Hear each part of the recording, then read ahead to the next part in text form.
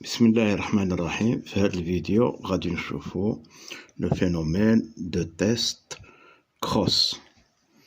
Alors, ce test nécessite une drosophile mâle à yeux marron, et elle échancrée. Et elle échancrée veut dire elle anormale. Donc, ce mâle, il est double récessif pour les deux gènes, le gène des ailes, et le gène des yeux. Le gène de la longueur des ailes et le gène de la couleur des yeux. On le croise avec une drosophile femelle, hétérozygote, à yeux rouges, et elle normale. Donc la femelle présente des ailes normales et les yeux rouges, et le mâle présente des yeux marrons et elle échancrée. Donc, on les croise et voilà le schéma. Une femelle à yeux rouges et elle normale. Elle est hétérozygote pour les deux gènes, avec un mâle qui est homozygote pour les deux gènes. Il est double récessif pour les deux gènes, les ailes qui sont échancrées et les yeux qui sont marrons, de couleur marron. Donc, on a ici un cas de dihybridisme, veut dire l'étude de deux caractères, de deux gènes, la couleur des yeux et la longueur des ailes. Donc, ici, on a des ailes normales et yeux rouges, mais hétérozygotes, avec un mâle qui a les yeux marrons et elle échancrée, elle est homozygote, de race pure. Le mâle, il est de race pure et la femelle est hétérozygote. Donc, qu'est-ce qu'on reçoit? On reçoit 4 types de drosophiles. Premier type, yeux rouges et elle normale. C'est un type parental, et yeux marrons et ailes échancrées aussi, c'est un type parental, et un autre qui est recombiné, yeux marrons et ailes normales, qui n'était pas au départ. Au départ, on n'avait pas ce type de mouche, mais maintenant, on a un type qui a les yeux marrons et les ailes normales. Aussi, on a un autre type qui a les yeux rouges et ailes échancrées. Donc, ces deux types sont recombinés et ces deux types sont parentaux. On va maintenant expliquer les résultats.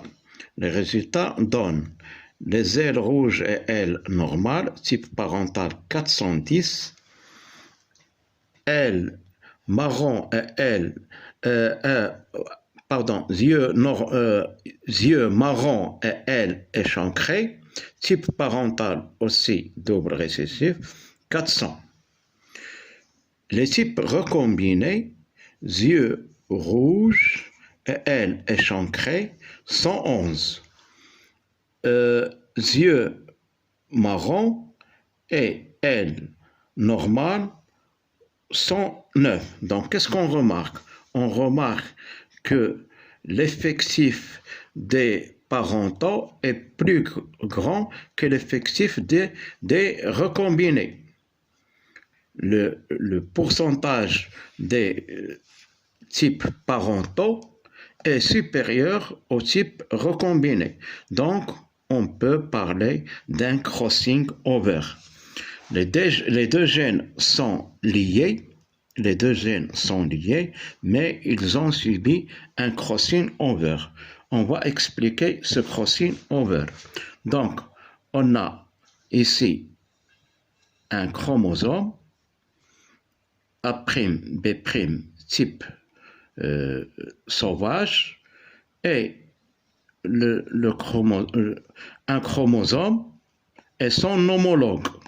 Un chromosome et son homologue. Ici, on a le gène qui est sauvage et l'autre gène qui est récessif. Le gène dominant, ici, on a le gène récessif. Même chose pour B. B+, c'est le gène dominant, et ici, le gène qui est récessif. Donc, le gène de la couleur des yeux domine la couleur marron. Le rouge domine le marron. Et les ailes qui sont normales dominent les ailes qui sont anormales. Donc, on a ici deux chromosomes homologues, mais l'un présente des allèles qui sont dominants et l'autre les allèles qui sont récessifs. Donc, ici, on a un chromosome et à côté de lui, il y a le chromosome homologue, individu 1. Pour l'autre, l'individu 2, on a A', B et A, B'. Donc, qu'est-ce qu'on remarque? On remarque ici les types sont recombinés. Les types qui sont recombinés. Alors, on va maintenant poser le génotype. Le génotype ici, A+, B+, c'est le dominant. Le récessif, c'est A, B. Le type recombiné, A+, et B, et A, B+. Donc, ici, un type parental, et ici, un type recombiné. Donc, que s'est-il passé? Il s'est passé le phénomène de crossing over. Pendant la prophase de la méiose, dans la prophase 1 de la méiose, il y avait dans les chromosomes homologues,